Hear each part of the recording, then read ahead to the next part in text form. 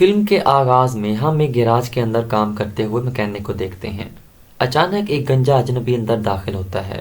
وہ ایک لفظ کہے بغیر مکینک کے منہ میں کپڑا ٹھونس دیتا ہے، پھر وہ بلیڈ سے اس کی ٹانگوں پر وار کرتا ہے اور زخموں پر بیٹری کا تیزاب ڈال دیتا ہے۔ اسے اذیت دیتے ہوئے وہ چیختے ہوئے پوچھتا ہے، اس رات تمہارے ساتھ کتنے لوگ تھے اور تمہارے گروہ کا لیڈر کون ہے؟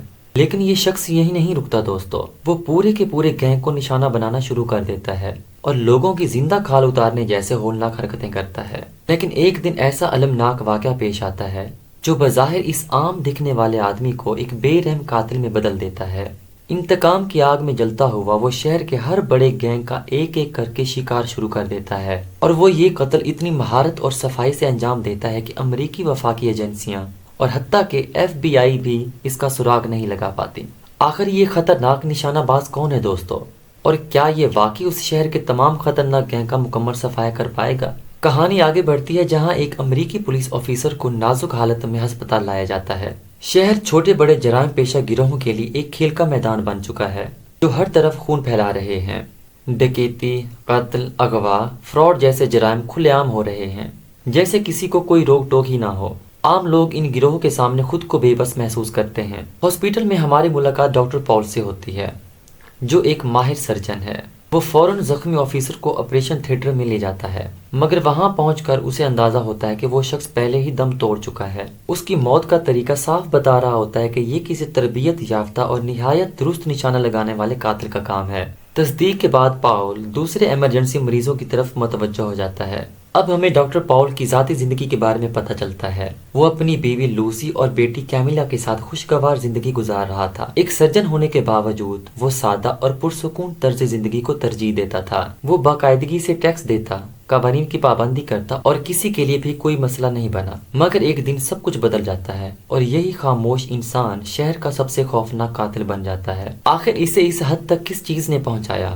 یہ پاول کی سالگرہ کا دن تھا۔ اس نے اس دن کی شروعات اپنی بیٹی کو گھڑی تحفے میں دے کر کی۔ اس نے لوسی کے لیے سونے کی انگوٹھی بھی خریدی اور اسے سرپرائز دیا۔ شام کو اس نے جشن منانے کے لیے اپنے خاندان کو ایک ریسٹورانٹ لے جانے کا فیصلہ کیا اور اپنے سب سے اچھے دوست فرینک کو بھی مدعو کیا۔ کھانے کے دوران اچانک پاول کو ایمرجنسی کال موصول ہوتی ہے۔ ہسپتال میں ایک نہایت نازک حالت کا مریض لایا گیا تھا جس کے بارے میں بتایا جاتا ہے کہ اسے بچانا ناممکن ہے۔ چونکہ پاول اس وقت ڈیوٹی پر موجود سینئر سرجن ہوتا ہے، اس لیے اس کے فوراً نکلنے کے سوا کوئی اور چارہ نہیں ہوتا۔ جانے سے پہلے وہ فرینک سے کہتا ہے کہ شہر کے بگڑے ہوئے حالات کی وجہ سے لوسی اور کیمیلا کو بحفاظت گھر چھوڑ آئے۔ ریسٹورانٹ سے نکلتے وقت لوسی پاول سے کہتی ہے، آج کے دن کو خاص بنانے کے لیے میں نے فیصلہ کیا کہ لاکر میں جمع کی ہوئی ساری رقم میں کسی خیراتی ادارے کو دے دوں گی۔ قریب ہی کھڑا ایک گینگ کا مخبر یہ بات سن لیتا ہے۔ وہ پاول کو پہچان لیتا ہے اور اب اسے معلوم ہو جاتا ہے کہ لوسی کیا کرنے والی ہے۔ وہ خاموشی سے موبائل فون نکالتا ہے اور پاول کے گھر کا پتہ اپنے گینگ کے ساتھیوں کو بھیج دیتا ہے۔ اب آپ خود اندازہ لگا سکتے ہیں دوستوں کہ اس رات کیا ہونے والا ہے۔ فرینک لوسی اور کیمیلا کو گھر چھوڑ کر واپس چلا جاتا ہے، جبکہ پاول اپنے ہسپتال کے یونیفارم میں سیدھا آپریشن تھیٹر کی طرف روانہ ہو جاتا ہے تاکہ مریض کا علاج کر سکے۔ ادھر لوسی اور کیمیلا گھر پہنچ کر رات کا کھانا تیار کرنے لگتی ہیں۔ اسی دوران باہر گینگ کے افراد ایک ایک کر کے گھر کو گھیرنا شروع کر دیتے ہیں۔ لوسی کچھ سمجھ پاتی اس سے پہلے ہی ایک آدمی کیمیلا کا کمرے میں داخل ہو جاتا ہے اور اسے بندوق کے زور پر یرغمال بنا لیتا ہے۔ لوسی یہ منظر دیکھ کر فوراً اپنا فون اٹھانے لگتی ہے، مگر اسی لمحے ایک اور شخص اندر داخل ہو کر اس پر بندوق تان لیتا ہے۔ وہ مطالبہ کرتے ہیں کہ وہ اپنا لاکر کھولے اور اس میں موجود ساری چیزیں ان کے حوالے کر دے۔ بے بس لوسی کو ان کی بات ماننی پڑتی ہے۔ دوسری طرف کیمیلا پر نظر رکھنے والا شخص ایک گھٹیا خیال کا شکار ہو جاتا ہے اور اس کے ساتھ بدتمیزی کرنے لگتا ہے۔ جیسے ہی لوسی لاکر کھولتی ہے، حملہ آور ساری رقم اور چابی بھی اٹھا لیتے ہیں جو پاول نے اسے دی تھی۔ جب وہ کیمیلا کو مزید ہراساں کرنے لگتے ہیں تو اچانک کیمیلا ہمت دکھاتی ہے۔ وہ اپنی میز سے ایک چاقو اٹھا کر حملہ آور کے منہ پر وار کرتی ہے، پھر ایک مگ میں موجود کھولتا ہوا گرم پانی اس کے چہرے پر پھینک دیتی ہے۔ اسی لمحے باقی دو گینگ کے ممبرز بھی کمرے میں داخل ہو جاتے ہیں۔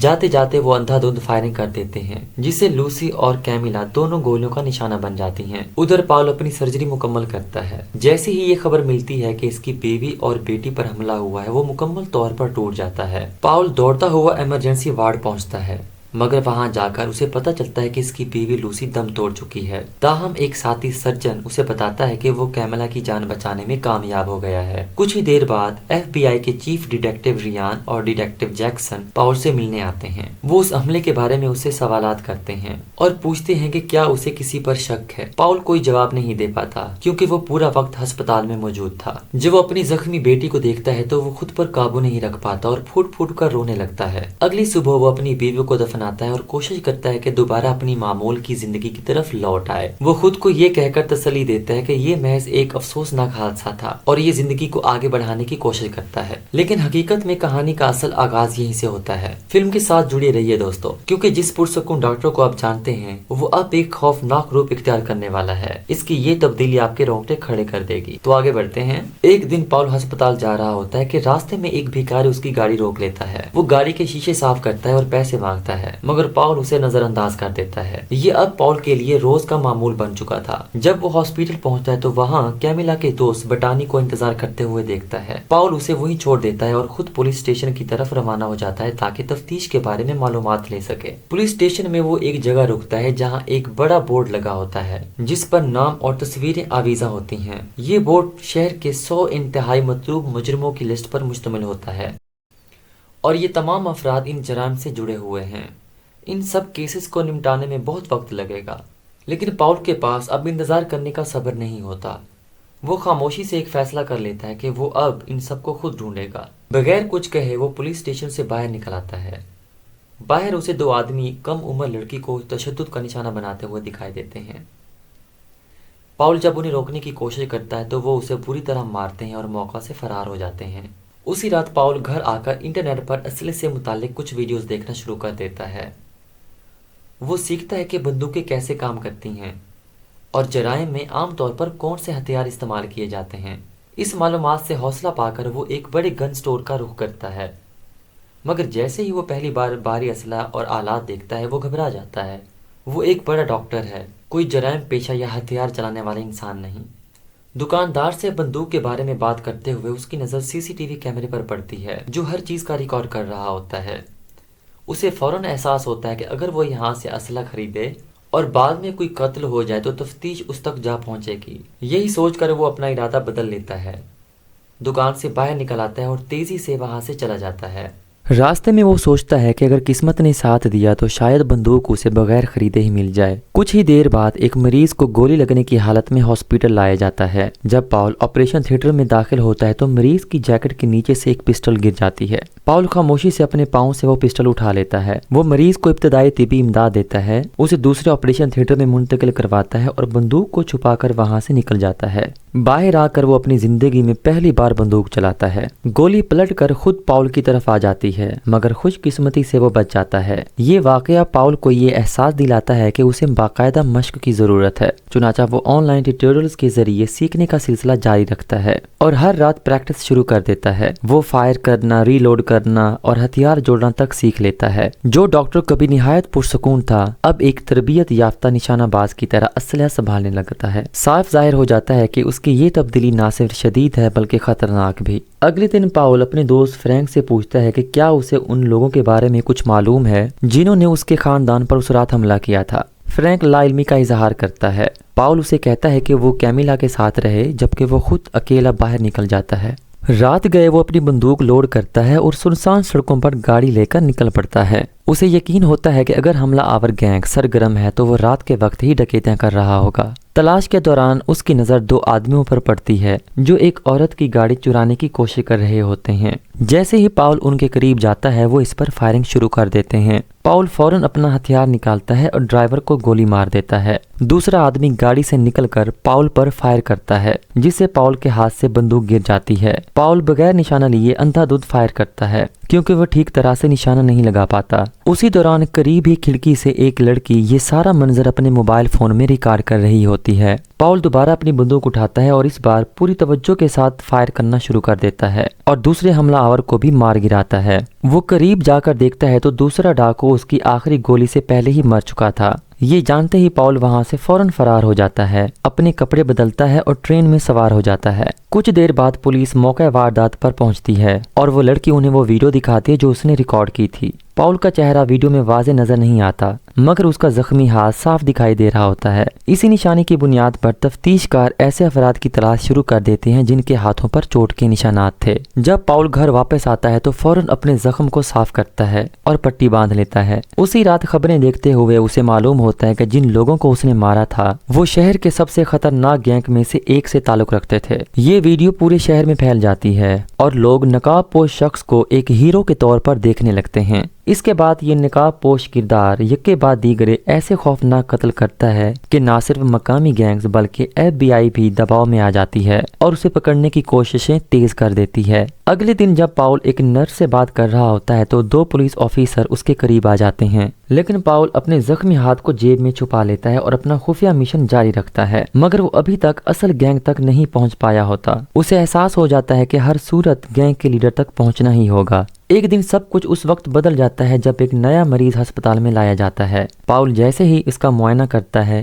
اچانک اس کی نظر مریض کے ہاتھ پر پڑتی ہے، وہی گھڑی جو اس نے اپنی بیٹی کو سالگرہ کے دن تحفے میں دی تھی۔ اس کے ساتھ ہی وہ مریض کے ہاتھ پر بنا ہوا ٹیٹو بھی دیکھتا ہے۔ پاول کو فوراً یاد آ جاتا ہے کہ یہی شخص حملے والی رات ریسٹورانٹ کے باہر موجود تھا۔ پاول پوری کوشش کرتا ہے کہ اس مریض کی جان بچا سکے، مگر تمام تر کوششوں کے باوجود وہ مر جاتا ہے۔ اس کے بعد پاول اس ایمبولینس کی طرف جاتا ہے جو مریض کو ہسپتال لائی تھی۔ اندر اسے مریض کا فون مل جاتا ہے۔ وہ واپس لاش کے پاس آتا ہے اور مردہ شخص کے فنگر پرنٹ کی مدد سے فون ان لاک کر لیتا ہے۔ اپنے آفس میں بیٹھ کر پاول فون چیک کرتا ہے۔ وہ دیکھتا ہے کہ اسی شخص نے اس رات اس کے گھر کا پتہ کسی رچرڈ نامی آدمی کو بھیجا تھا، ساتھ ہی اسے رچرڈ کی دکان کا ایڈریس بھی مل جاتا ہے۔ پاول پختہ ارادہ کر لیتا ہے کہ وہ وہاں ضرور جائے گا۔ اسی لمحے اچانک اس کا دوست فرینک کمرے میں داخل ہو جاتا ہے۔ پاول کی گھبرائی ہوئی کیفیت دیکھ کر فرینک پوچھتا ہے کہ کیا وہ اس سے کوئی بات چھپا رہا ہے، مگر پاول ہوشیاری سے سوال کو ٹال دیتا ہے۔ فرینک کے جانے کے بعد پاول باہر جاتا ہے، ہسپتال کے کچرے والے ڈبے سے ایک ہوڈی اٹھاتا ہے اور نکلنے کی تیاری شروع کر دیتا ہے۔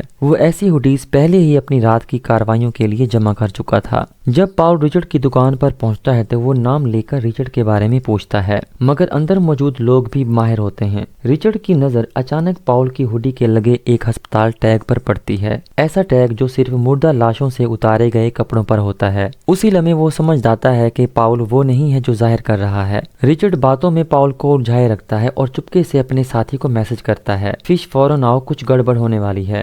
رچرڈ اچانک ایک پسٹل اٹھانے کی کوشش کرتا ہے، مگر پاس لگے آئینے میں پاول کو سب کچھ نظر آ جاتا ہے۔ پاول فوراً میز پر پڑی ایک لوہے کی سلاخ اٹھاتا ہے اور رچرڈ کے ہاتھ پر زور سے وار کرتا ہے، جس سے بندوق اس کے ہاتھ سے چھوٹ جاتی ہے۔ پاول فوراً اس پر بندوق تان لیتا ہے اور اسے گھسیٹ کر دوسرے کمرے میں لے جاتا ہے۔ پاول کہتا ہے کہ تم بتاؤ کہ اس رات تمہارے ساتھ کون تھا اور اب وہ کہاں ہے۔ اسی لمحے رچرڈ کے فون پر کال آ جاتی ہے۔ پاول پوچھتا ہے کہ یہ فش کون ہے۔ رچرڈ جواب دیتا ہے کہ فش ہی وہ شخص تھا جو گھر پر حملے والی رات اس کے ساتھ موجود تھا۔ پاول سرد لہجے میں کہتا ہے، اچھا، پہلے میں تمہیں ماروں گا، پھر تمہارے دوست فش کو ماروں گا، مگر اس سے پہلے تم وہ سب کچھ مجھے واپس کرو گے جو تم نے میرے گھر سے چوری کیا تھا۔ رچرڈ اپنا لاکر کھولتا ہے اور ساری رقم کے ساتھ وہ سونے کی انگوٹھی بھی پاول کے حوالے کر دیتا ہے جو اس نے لوسی سے چرائی تھی۔ ادھر فش اپنی بندوق لوڈ کیے دکان کے باہر پہنچ چکا ہوتا ہے۔ وہ اندر داخل ہونے ہی والا ہوتا ہے کہ پاول CCTV مانیٹر پر اسے دیکھ لیتا ہے اور فوراً فائر کی لائن سے ہٹ جاتا ہے۔ فش پاول کو دیکھ کر فوراً گولی چلاتا ہے، مگر وہ گولی سیدھا رچرڈ کے سر میں لگتی ہے۔ ایک ہی فائر میں رچرڈ موقع پر ہی مر جاتا ہے۔ پاول جواباً فائر کرتا ہے تو فش بھاگنے کی کوشش کرتا ہے، مگر رچرڈ کے خون پر پھسل کر زور سے زمین پر گر پڑتا ہے۔ پاول اس تک پہنچتا ہے اور گٹار اٹھا کر اس کے چہرے پر دے مارتا ہے۔ جب پاول دوبارہ فائر کرنے لگتا ہے تو اس کی بندوق کی ایک گولی جیم ہو جاتی ہے۔ فش فوراً اٹھ کر کاؤنٹر کے پیچھے چھپ جاتا ہے اور پاول پر فائرنگ شروع کر دیتا ہے۔ پاول CCTV مانیٹر دیکھتا ہے اور اس کی مدد سے نشانہ لے کر فش کی ٹانگ میں گولی مار دیتا ہے۔ پاول اس کے قریب جاتا ہے اور زخمی ٹانگ پر اپنا پاؤں رکھ دیتا ہے۔ وہ پوچھتا ہے کہ اس رات تمہارے ساتھ اور کون کون تھا۔ فش جواب دینے سے انکار کر دیتا ہے اور الٹا پاول کو لات مار دیتا ہے۔ پھر وہ اپنی ٹانگ سے بندھی ہوئی ایک اور چھپی ہوئی بندوق نکالتا ہے اور پاول پر فائر کر دیتا ہے۔ جیسے ہی وہ آگے بڑھتا ہے، اوپر لٹکا ہوا ایک بھاری لوہے کا وزن سیدھا اس کے سر پر آ گرتا ہے، جس سے اس کی اپنی بندوق چل جاتی ہے اور وہ وہیں ہلاک ہو جاتا ہے۔ چونکہ فش کوئی معلومات نہیں دے پاتا، پاول اس کا موبائل فون اٹھاتا ہے اور دکان سے نکل جاتا ہے۔ وہ CCTV کی فوٹیج کاپی کر کے گھر لے آتا ہے۔ گھر پہنچتے ہی وہ انٹرنیٹ پر سرچ کرتا ہے کہ ہارڈ ڈرائیو کو مکمل طور پر کیسے تباہ کیا جائے۔ फुटेज देखने के बाद वो एक भारी स्टील मशीन से हार्ड ड्राइव को कुचल देता है ताकि पुलिस को इसके किसी अमल का कोई सबूत न मिल सके। उधर जैसे जैसे पाउल एक एक करके गैंग के मेंबर्स को खत्म करता जाता है, न्यूज चैनल्स पर नकाबपोश शख्स की तस्वीर बार बार दिखाई जाने लगती है, मगर लोग इससे खौफजदा होने की बजाय उसकी तारीफ करने लगते हैं, क्योंकि वो जिन लोगों को मार रहा होता है वो सबसे खतरनाक मुजरिम होते हैं। यूं पूरा शहर उसे एक हीरो के तौर पर देखने लगता है। अगली सुबह डिटेक्टिव रियान और डिटेक्टिव जैक्सन पॉल के ऑफिस आते हैं। वो उसे फिश की तस्वीर दिखाते हैं जो पिछली रात मारा गया था। वो पाउल को बताते हैं कि फिश उन मुजरिमों में से शामिल था जिन्होंने पाउल के घर पर हमला किया था, क्योंकि पाउल की बीवी की सोने की अंगूठी फिश की लाश के करीब मिली है। ये सुनकर पाउल के होश उड़ जाते हैं, क्योंकि वो अंगूठी खुद रिचर्ड से वापस ले चुका था, मगर जब वो फिश को मारकर वहां से निकला था तो गालिबन वो अंगूठी उसकी जेब से गिर गई थी। डिटेक्टिव पाउल से पूछते हैं कि क्या वो उन आदमियों को पहचानता है। पाउल साफ इनकार कर देता है और कहता है कि वो उनके बारे में कुछ नहीं जानता, मगर अब पाउल ये बात अच्छी तरह समझ चुका होता है कि ये सब लोग एक ही गैंग से ताल्लुक रखते थे। असल सरगना अब भी कहीं आजाद घूम रहा है और पाउल उसे हर हाल में ढूंढने का पुख्ता इरादा कर लेता है। फिश के फोन की मदद से पाउल एक और शख्स का पता तलाश कर लेता है जिसका नाम चार्ल्स होता है। चार्ल्स वही आदमी था जिसके चेहरे पर हमले वाली रात कैमिला ने चाकू मारा था। पाउल इस बात की तस्दीक के लिए वहां जाता है। बगैर एक लफ्ज कहे वो एक भारी रेंच उठाता है और चार्ल्स पर जोरदार वार करता है, जिससे वो बेहोश हो जाता है। जब चार्ल्स को होश आता है तो वो खुद को बंधा हुआ पाता है, हाथ पांव रस्सियों से जकड़े होते हैं और सामने पाउल बैठा होता है। चार्ल्स गिड़गिड़ाते हुए कहता है, तुम कौन हो? मुझे मारकर तुम्हें क्या मिलेगा? पाउल कोई जवाब नहीं देता। वो चार्ल्स के सर को पीछे की तरफ झटके से खींचता है और पूरी ताकत से मुक्का मारता है। फिर वो एक लोहे की प्लेट उठाकर उस पर दोबारा वहशियाना वार करता है। पाउल पूछता है, उस रात तुम्हारे साथ और कौन कौन था और तुम्हारे गैंग का लीडर कौन है? मगर चार्ल्स ये सुनकर उलझन में पड़ जाता है। वो कहता है कि अरे मैं तो तुम्हें जानता भी नहीं हूँ, तुम किस रात की बात कर रहे हो? ये सुनकर पाउल बैटरी का तेजाब उठाता है और चार्ल्स के फटे हुए जख्म पर डालना शुरू कर देता है और आखिरी बार उससे सवाल दोहराता है। अब चार्ल्स को समझ आ जाती है कि पाउल उस रात की बात कर रहा है जब उन्होंने कत्ल किया था। अपनी जान बचाने के लिए वो अपने बॉस का नाम बता देता है और जिंदगी की भीख मांगने लगता है, मगर पाउल अपनी कलाई से जुड़ी एक जंजीर को खींचता है और ऊपर से लटका हुआ एक भारी रॉकेट नुमा लोहे का वजन नीचे आ गिरता है, जो चार्ल्स का सर मुकम्मल तौर पर कुचल देता है। उसी दौरान तफ्तीशी अफसर पाउल के दोस्त फ्रैंक के पास जाता है ताकि पाउल के बारे में कुछ मालूमात हासिल कर सके। वो बताता है कि पाउल काफी दिनों से अस्पताल में अपनी बाकायदा ड्यूटी पर नहीं आ रहा और अक्सर हुडी पहने हुए शख्स के साथ देखा गया है, मगर फ्रैंक पूरी यकीन दहानी से कहता है कि पाउल बिल्कुल एक नॉर्मल आदमी है। उसके मुताबिक पाउल किसी भी सूरत में किसी इंसान को कत्ल नहीं कर सकता। उसी रात पाउल अपनी बेटी के साथ बैठा होता है कि अचानक चार्ल्स के फोन पर कॉल आती है। पाउल उसे नजरअंदाज कर देता है, मगर कुछ ही लम्हों बाद एक मैसेज आता है। उसमें लिखा होता है कि अगर पाउल ने फोन ना उठाया तो चार्ल्स ये राज फाश कर देगा कि पिछली रात वो कहाँ था। ये पढ़कर पाउल फौरन समझ जाता है कि ये वही गैंग का लीडर है जिसे वो कब से तलाश कर रहा था।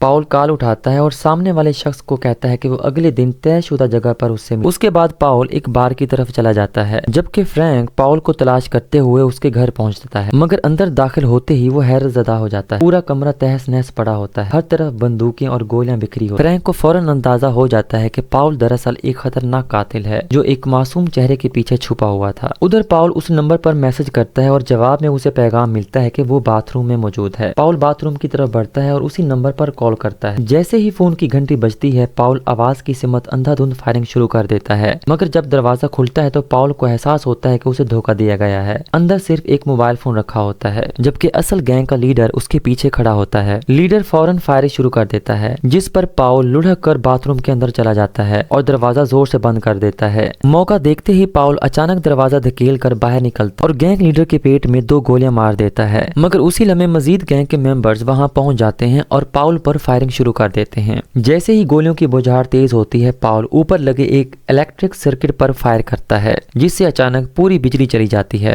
अंधेरे और अफरा तफरी का फायदा उठाते हुए पाउल वहां से फरार हो जाता है और भीड़ में गुम जाता है। उस गैंग के लीडर का नाम क्लू होता है। वो एक अमीर बिजनेसमैन का लाडला बेटा होता है जो अपनी दौलत के बलबूते पर जो चाहे करता है। इसी गुरूर में आकर उसने ये गैंग बनाया और जुराइम का सिलसिला शुरू शुरू कर दिया। जल्द ही ये खबर FBI हेडक्वार्टर पहुंच जाती है कि नकाबपोश शख्स ने एक ताकतवर बिजनेसमैन के बेटे को गोली मार दी है। डिटेक्टिव जैक्सन और डिटेक्टिव रियान फौरन अस्पताल पहुंचते हैं, जहां उन्हें मालूम होता है कि क्लू अभी जिंदा है, मगर वो अफसरान को कुछ भी बताने से इनकार कर देता है। उधर पाउल अपने खुफिया ठिकाने पर पहुंचता है और अपने जख्मों का इलाज शुरू कर देता है। वो अपने जख्मों पर सुपर ग्लू लगाता है ताकि जख्म बंद हो जाएं। ग्लू खुश्क होने के बाद वो स्टेपलर की मदद से जख्मों को मुकम्मल तौर पर बंद कर देता है। जब पाउल घर वापस आता है तो उसे अपने कमरे में फ्रैंक बैठा हुआ मिलता है। फ्रैंक उसे समझाता है कि वो जो कुछ कर रहा है वो गलत है। वो याद दिलाता है कि मुजरिमों को कानून के मुताबिक सजा दिलाने का एक और रास्ता है, मगर पाउल किसी बात को सुनने के लिए तैयार नहीं होता। जो कुछ तुम जानते हो बस तुम चुप रहो, मैं तब तक नहीं रुकूंगा जब तक ये काम मुकम्मल नहीं कर लेता। अगले दिन जब कैमिला को हॉस्पिटल से छुट्टी मिलती है तो पाउल अपनी बेटी को लेकर घर रवाना होता है। उस लिफ्ट में गैंग का लीडर नमूदार होता है। वो कैमिला से कहता है कि तुम बहुत खुशकिस्मत हो कि तुम जिंदा बच गई। जो कुछ भी तुमने सहा, कैमिला उसे नहीं पहचान पाती क्योंकि उस दिन सबके चेहरे मास्क में थे। क्लू फिर पाउल से कहता है तुम भी खुशकिस्मत हो कि 2 बार गोली लगने के बाद बच गए। चूंकि कैमिला मौजूद थी, पाउल ने रद्द-ए-अमल जाहिर नहीं किया और पुरसुकून रहकर लिफ्ट से बाहर निकल गया। कैमिला पाउल से पूछती है तुम कैसे जानते हो कि इस पर 2 गोलियां चली थी? पाउल जवाब देता है कि वो मेरा मरीज था, मगर दिल ही दिल में पाउल पहले ही जान चुका होता है कि उस रात गैंग ने क्या मनसूबा बनाया था और कौन से खतरात आने वाले थे। घर पहुंचकर पाउल खाने के लिए फ्रैंक और कैमिला के साथ बैठता है। खाना खत्म होने के बाद वो फ्रैंक को घर वापस भेज देता है। पाउल कैमिला को सीढ़ियों के नीचे एक कैबिनेट में छुपा देता है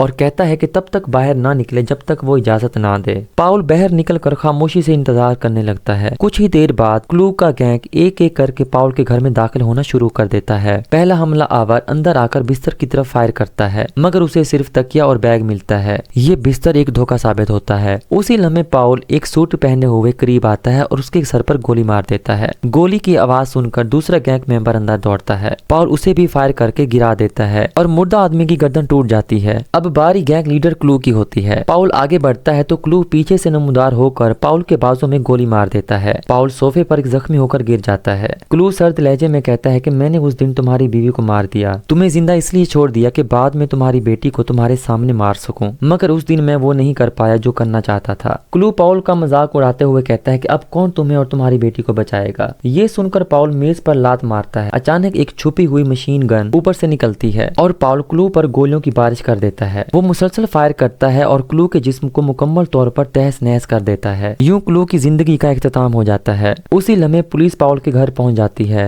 इस पर वो उसे मौका पर ही गिरफ्तार कर लेते हैं। वही 2 FBI ऑफिसर्स भी आते हैं और उसे तमाम इस्तेमाल शुदा हथियारों के साथ हिरासत में ले लेते हैं। मगर दोस्तों आखिरी मंजर में हम देखते हैं कि पाउल जेल से फरार हो चुका होता है। सड़क पर वो किसी को देखता है और हाथ से पिस्तौल का इशारा करता है। ये इशारा हमें बताता है कि या तो इस मूवी का दूसरा सीन आएगा या कोई और लीडर अभी जिंदा है। इसी के साथ दोस्तों मूवी का एंड हो जाता है।